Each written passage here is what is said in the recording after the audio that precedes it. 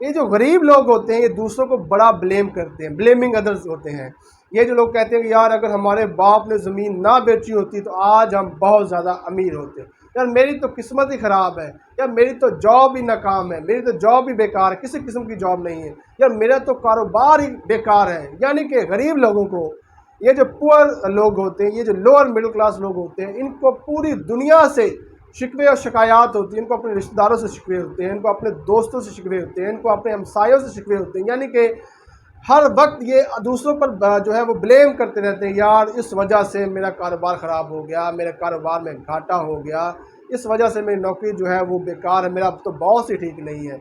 यानी कि बकौल शायर मिर्ज़ा गालिब साहब कहते हैं, उम्र भर ये गालिब मैं यही भूल करता रहा कि धूल चेहरे पर थी और मैं आईना साफ करता रहा। नाज़रीन, आपने जो है वो दूसरों पर ब्लेम नहीं करना, आपने अपनी रिस्पॉन्सिबिलिटी खुद लेनी है।